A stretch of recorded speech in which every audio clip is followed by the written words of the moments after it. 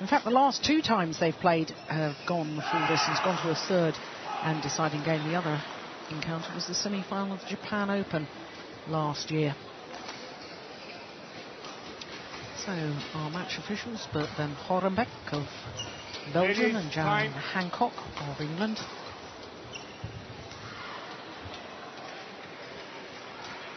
Well, 7 titles for the Chinese player last year. And Eriko Hirose still looking for her first ever international tournament title. So given those statistics, well, a little smile eventually there from Yang Ning. I think in all honesty, looking at other matches down the hall, Chinese players in action in 3 of the 4 courts here at the Pierre de Coubertin Stadium here in Paris.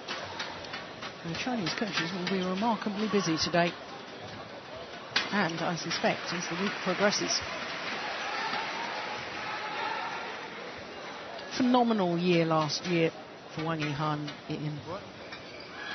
Yes, she really came to the fore, and she got on a positive run of results, and the confidence just went up and up and up, and there was a period of the year where she was literally unbeatable, I think, for the other girls.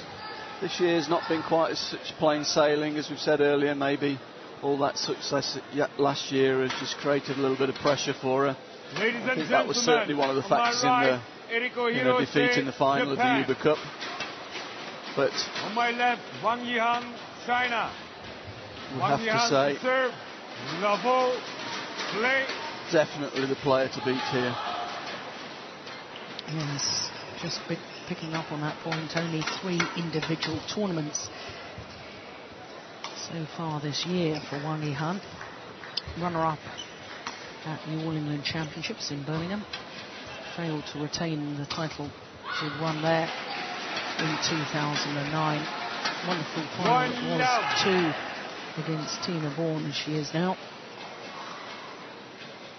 But no titles this year, and that defeat in the Uber Cup. I'm going to be very, very interested to see how she is in this tournament mentally. Physically, she looks in great shape.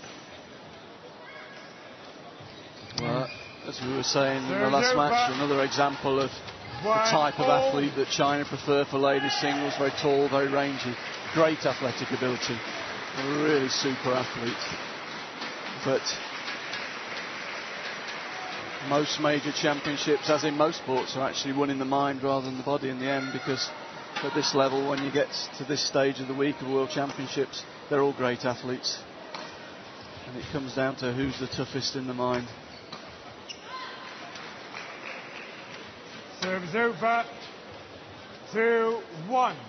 I can remember Jimmy Connors saying it was 90% mental ability, he said, because all the top tennis players have got good forehands, good backhands and good serves. So it all comes down to the mental approach and the belief. Oh, that's a nice shot from Hirose. Of course, Jimmy Connors, former Wimbledon champion, former world number 1 in tennis.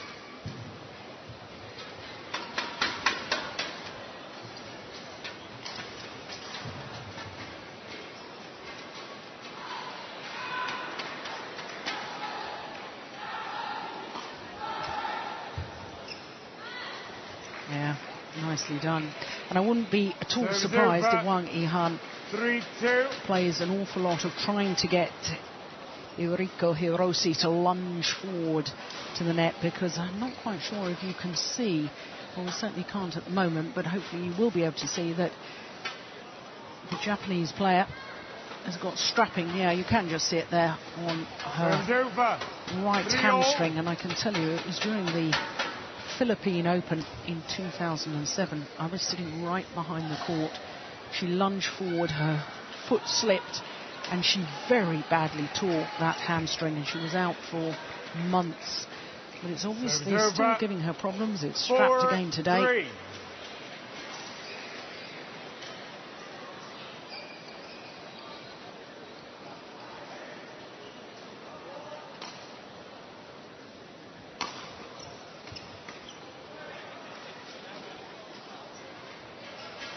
Serves over.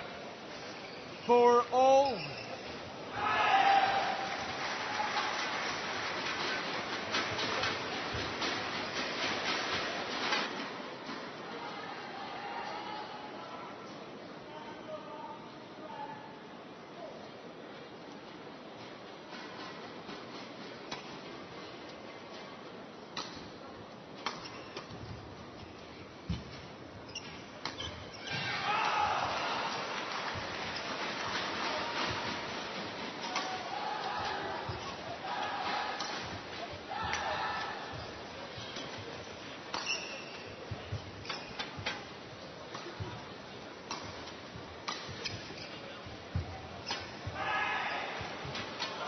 Just wide. As far as the Japanese player is concerned, Ian, to me, she's a good athlete. She does everything pretty well, but she doesn't seem to have any real winning shots in the same way as Wang Yihan does. And Wang Yihan can suddenly hit a winner from virtually anywhere in court, whereas I always think Hirose is a player that likes to quietly and calmly try and outmaneuver her opponent. There's no real big winning shots. No, Hirose is a very, very steady player. Very, very difficult to beat. She's made herself very difficult to beat, but the tendency seems to be that when the good players play well against her, she really hasn't got the weapons to change the game at all. She'll run, she'll work hard physically, but she hasn't got a game-breaking shot. And in this game we're seeing, actually tactically, I think what she's trying to do is create a little bit of space in the forecourt and try and play steep angles down, cut the drops down, take a little bit of pace off the drops, because if there is a slight weakness in Wang's game, it is those deep lunges to the forecourt when she's a little bit late. But I'm not sure Hirose has actually got the technical ability to actually follow through with that tactic for the whole match.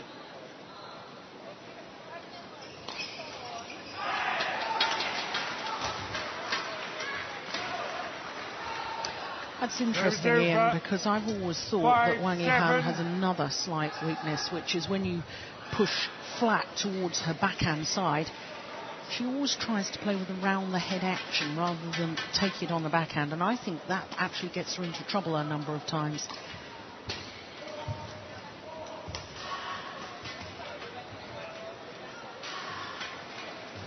Yes, particularly under pressure. That round-the-head corner is a corner where you do get more mistakes from her, but you have to create a lot of pressure to get the mistakes out of her there. The footwork round the head's very, very good.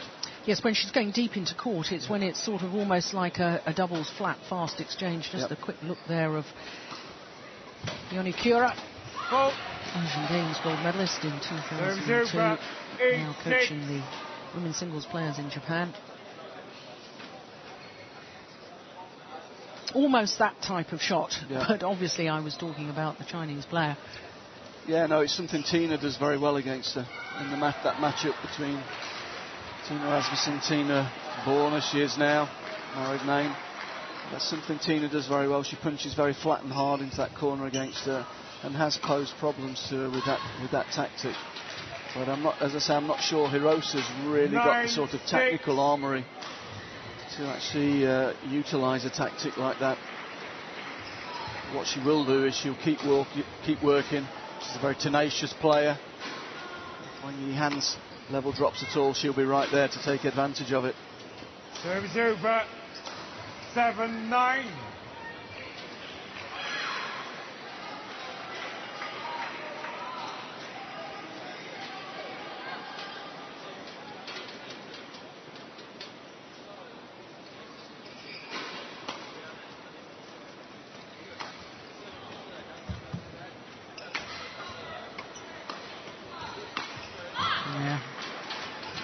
Good aggression. Serves over. 10-7.